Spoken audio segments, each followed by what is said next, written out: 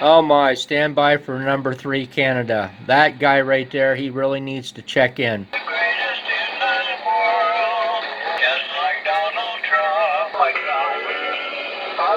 Shut the fuck, you kamikaze nuthead. That guy right there, he is the biggest moron you will ever meet on the entire CB radio. I don't care what bottom of the barrel you look for. He needs to be locked up in a mental institution. Oh, Northern Minnesota looking for a check-in. Check it in, check it out. Alright YouTube, hello, thank you for watching. I'm going to continue on today with this ddsvfo and the Cobra 142 GTL.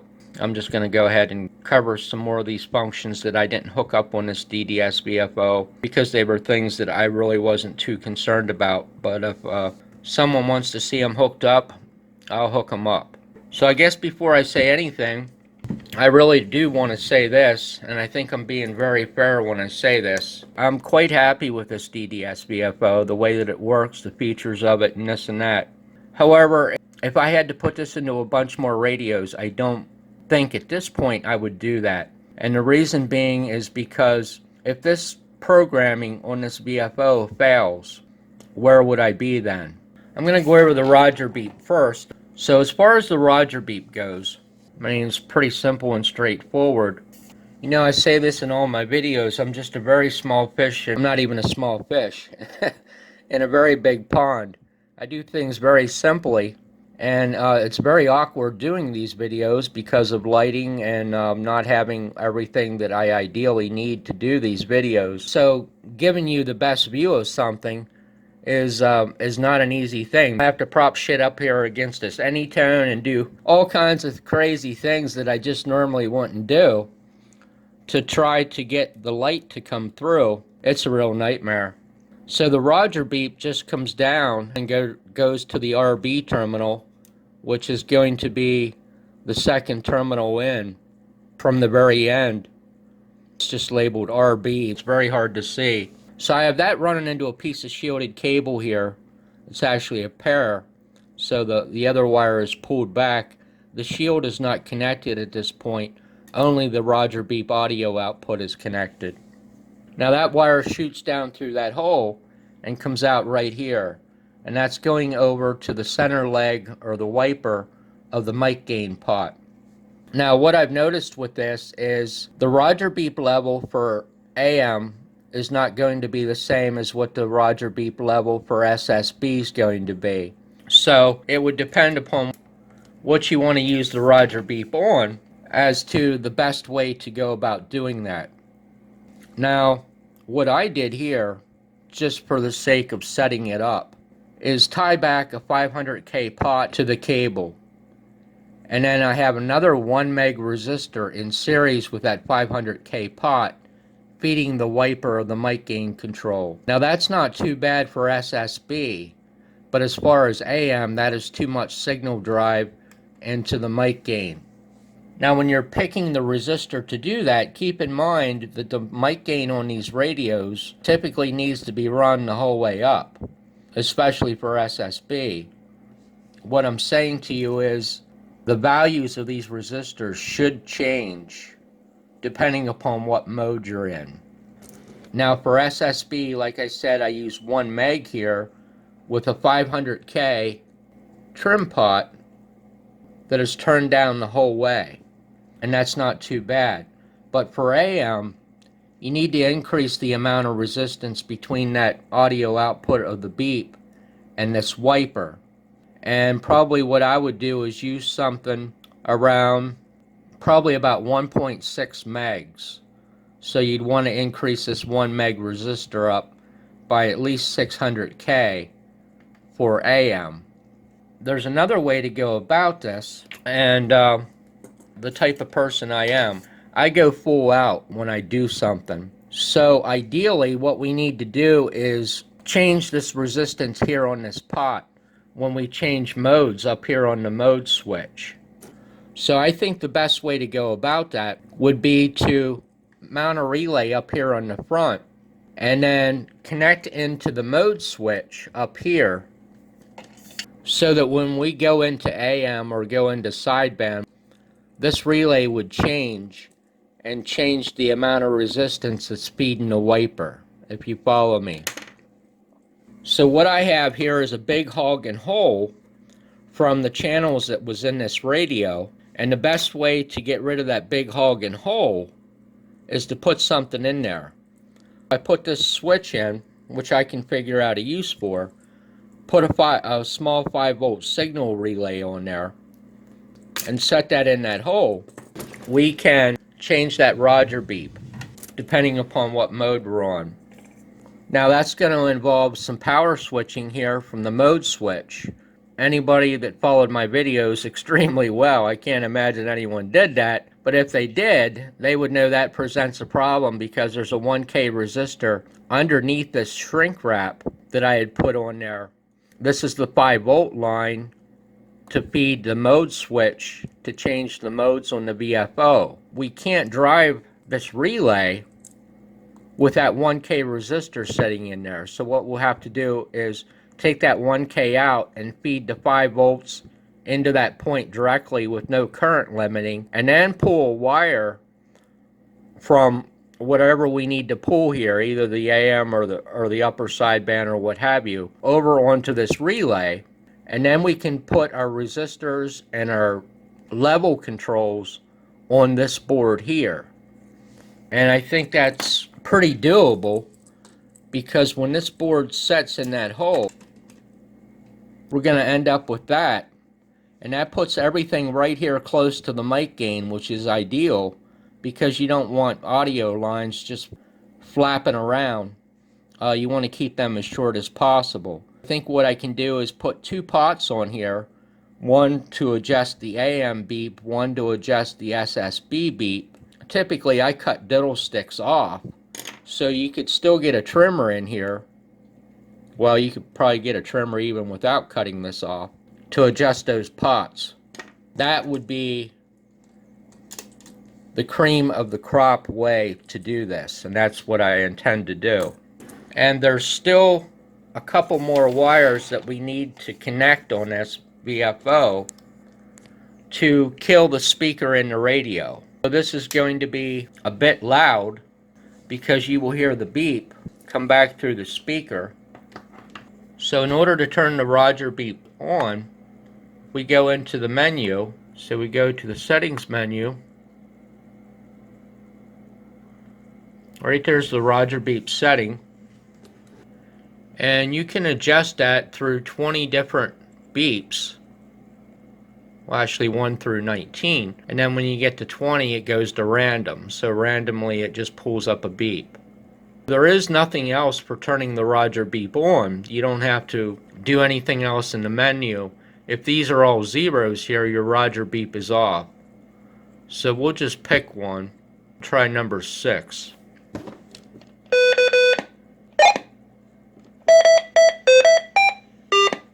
There's my personal favorite right there, number 11. So I'll show you what I mean here on the scope. We are on AM, and you can see we're really blasting that modulation limiter. If we go to SSB, it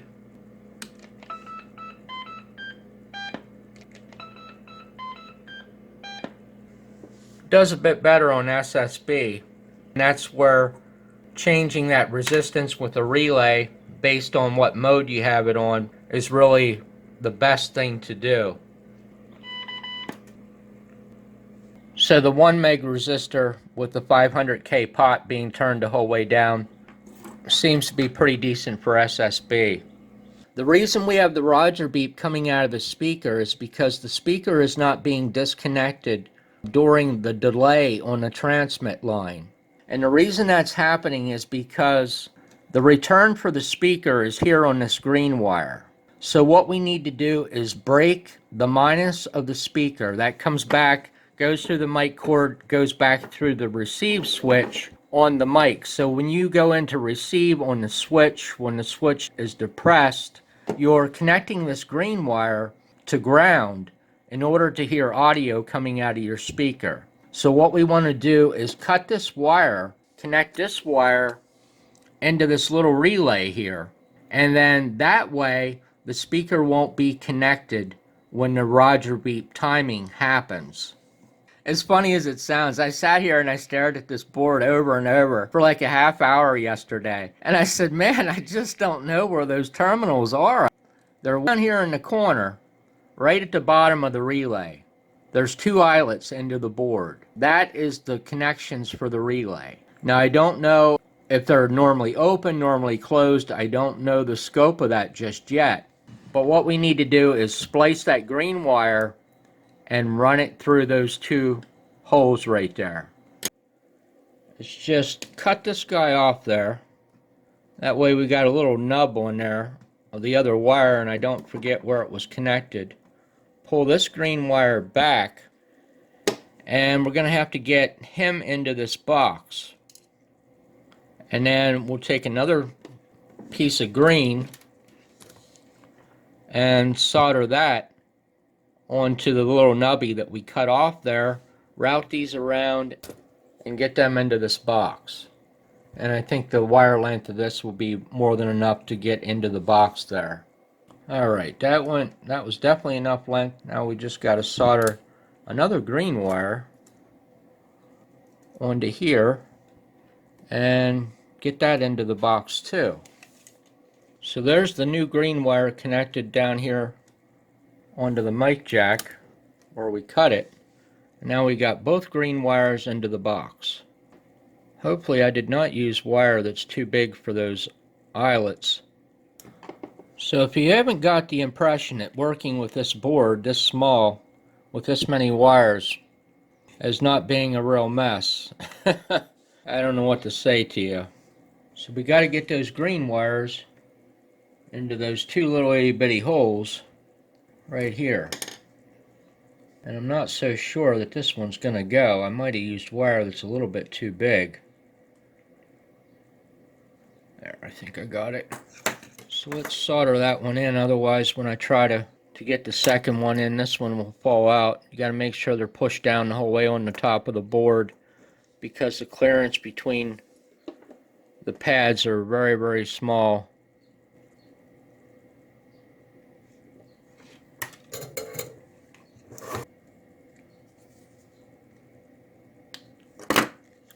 Now this wire here, this is the wire I'm not so sure is going to go through that hole.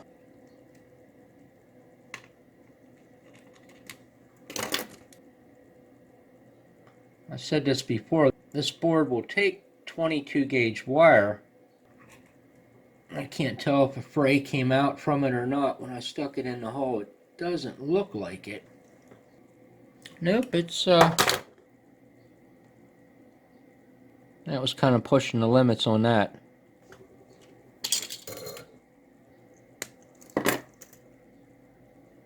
This will make you laugh. I'm not afraid to say this. You know, sometimes when you get already, it took me several minutes to get this board into position and get all my fingers completely utilized to hold that there and solder it. It wasn't a damn piece of solder. This is what sometimes happens because you get pieces of bus wire laying around your bench. The bus wire is exactly the size of the pieces of solder that are laying on your bench, and you can't solder too well with a piece of bus wire. Doing this stuff can be very nerve-wracking. So that is every single connection on this board now. The only thing that I'm not sure what it is a pad over here that says RST. Other than that, all the holes are filled on this board. There we are. Let's get all those shoved back down in there. This is where a pair of hemostats are really your best friend.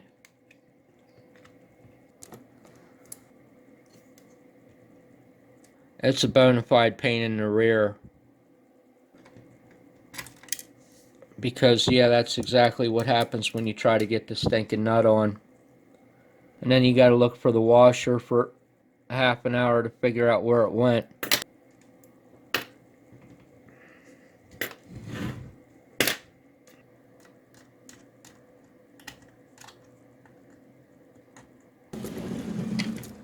So now let's see if we fixed our blasted Roger beep coming through the speaker. Go back and turn the Roger beep back on. We'll put it back on random. Go back to channel mode. And here we go. Let's see if it worked. It absolutely worked. No more Roger beep coming through the speaker. So let's put this, that is on AM, and we are on channel 40. So let's put, good grief, now I can't get the weather off. What in the heck did I do? It worked fine until I broke it. Maybe that's the way to fix it. Turn it off and turn it back on.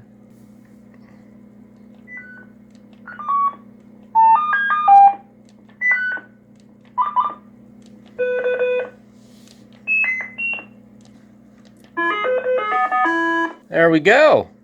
It holds the transmit line low for the Roger beep to come through, and then drops out, and then the relay reconnects the speaker for audio.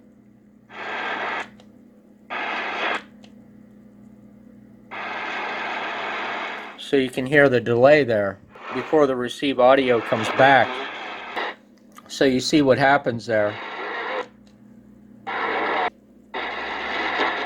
It pulls the speaker back in after the Roger beep has already elapsed. So that's great. That is all done. USB, LSB. Thank you, Troy Radio, for putting that in this board. You're going to make a lot of people out there unhappy. But seriously, that's cool that they put that in there. It really is. You know, some people are into Roger beeps. Some people out there get pretty violent when you put one on. Connecticut 789, Northern Idaho.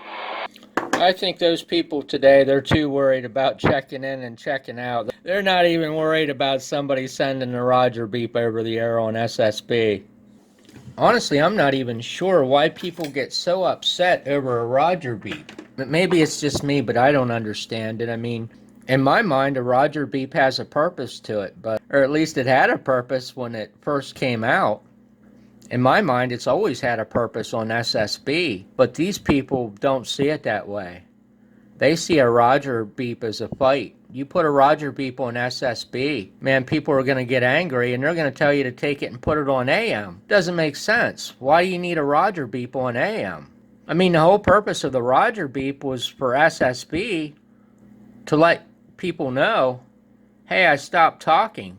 It kind of replaced the words over or QSL or, a million other words that people use to signify that they're going to stop talking.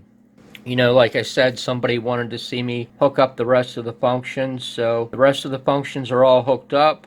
Personally, what I'm going to do is go ahead and make the changes that I said about making. I'm going to mount this board up there and tie that into the mode switch, so I can get this Roger beep exactly where it needs to be on AM and LSB. I think that's going to work extremely well. And then I'll also look into putting the op amp over here on the top side of the board to amplify the signal for the spectrum analyzer. I would give that greater importance because I think that's going to be the most useful modification to this ddsvfo to do that. Thank you to Troy Radio for answering my emails. Hey, I appreciate you taking the time to watch my video today. You take care and have a great day.